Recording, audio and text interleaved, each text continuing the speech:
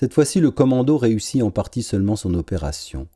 Ils ne parvinrent à faire sauter que la moitié de la baraque.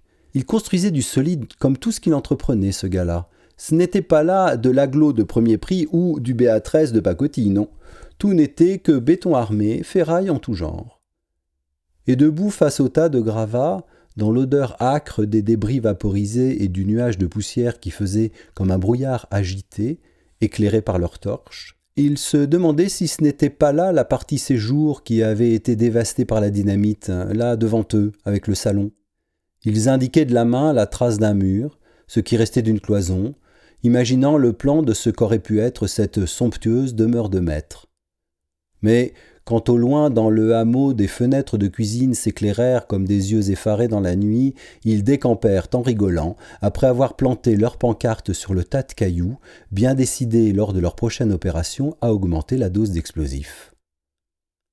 3 explosions en un mois, cela ne pouvait qu'allumer l'appétit des chaînes d'information qui se mirent en boucle, allumées d'une excitation de marchand de foire à la perspective que le monde puisse basculer dans le chaos. La horde du collectif sauvage occupa l'espace médiatique, la machine était lancée, le plan se déroulait comme prévu. Sur les plateaux télé, les chroniqueurs s'échauffaient, dans des tribunes de journaux, les experts économiques de bon ton s'étranglaient.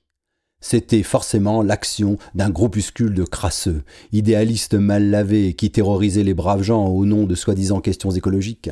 Quel mépris de classe à l'égard de tous les gens de peu qui trouvaient dans la construction de leur petit pavillon l'aboutissement d'un rêve de vie tranquille.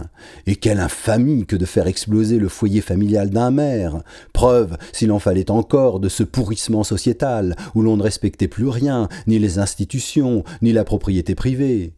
Ils n'avaient vraiment pas le sens des réalités, ces utopistes illuminés. Ils imaginaient que les gens pouvaient vivre dans des maisons sans confort moderne. Et pourquoi pas des maisons en paille tant qu'on y était, comme les 3 petits cochons ?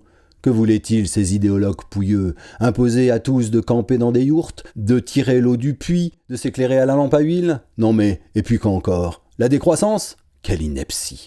Encore des lubies de néo-ruraux déconnectés de tout, qu'ils retournent donc dans leur ville et disparaissent à jamais.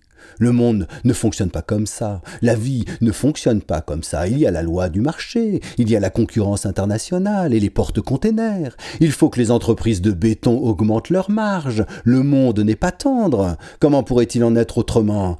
Ah, et ils avaient bien trouvé leur nom, ces terroristes, collectif sauvage, bande de sauvageons vulgaires surtout. Il fallait vraiment stopper tout cela au plus vite, remettre le monde en ordre. Outre les notables, les conservateurs de tout poil et les gens raisonnables, tout ce qui comptait dans le pays d'uniforme de gendarmes se mit donc à leur courir après. Alors, ils accélérèrent.